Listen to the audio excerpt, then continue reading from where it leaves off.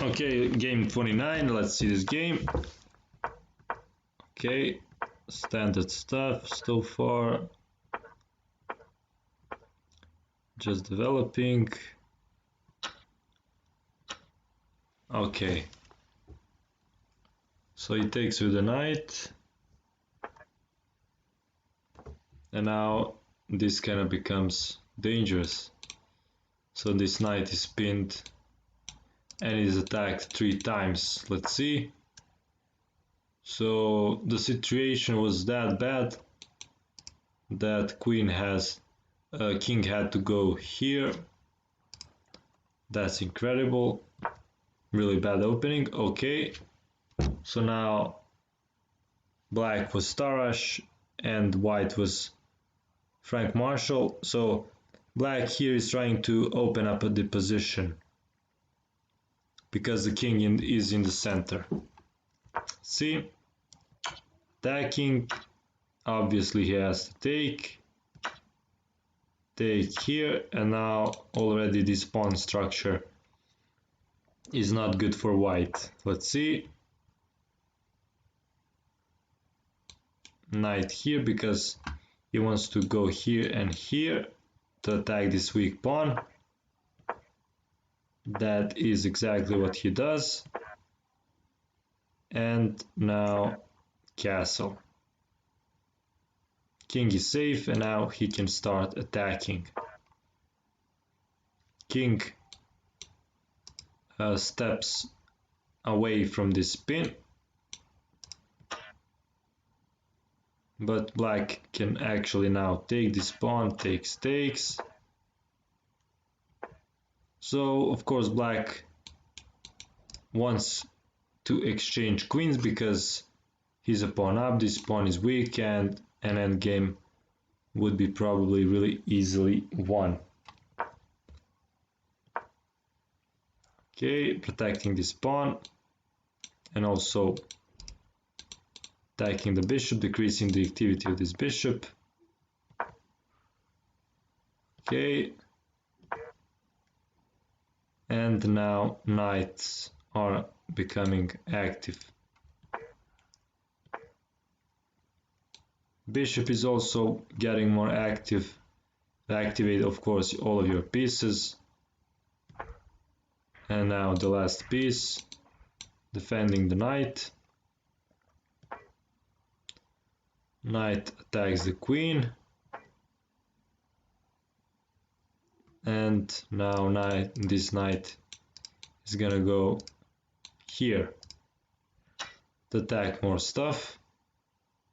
Black tries something. Let's see if he takes,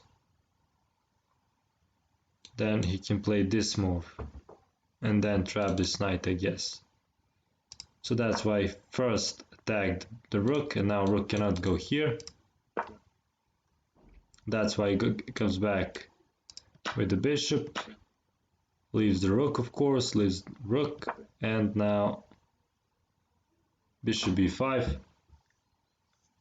encouraging more exchanges, takes, g3, protecting the pawn, queen c6, attacking the knight, now attacking the pawn with the rook, attacking the pawn again, and now he cannot, he can take, but actually takes. So yeah, you cannot take here, and your knight is attacked, so protects it. And I like this combination because he also protected his pawn. Bishop f4, knight f5, attacking now this pawn. You can take this pawn, but you're gonna lose this, and probably you're gonna lose the knight then. So that's why he doesn't do that. Now takes, winning a pawn, and he goes there. So basically if he would have taken this, then he would lose. So he takes, and then you play this jack, and then the knight would be lost. So that's why he makes room for his king.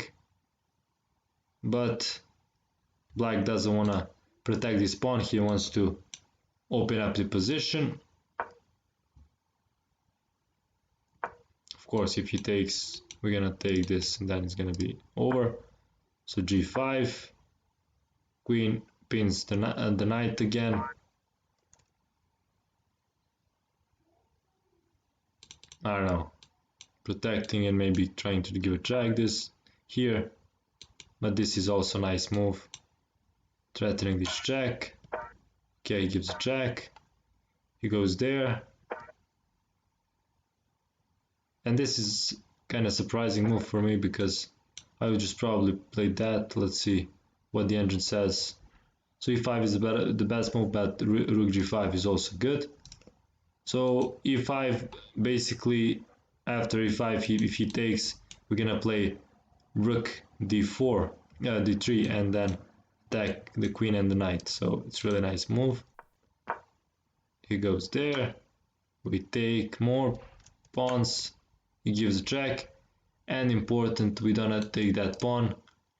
We don't wanna expose our king, but probably even taking the pawn is not bad. Yes, even taking the pawn, but why take the pawn? King h6, and now our king is perfectly safe. He goes there, but after this check,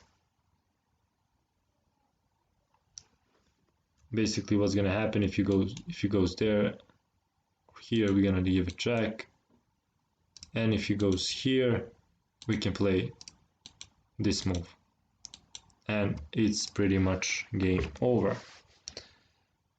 Okay guys, like and subscribe, see ya.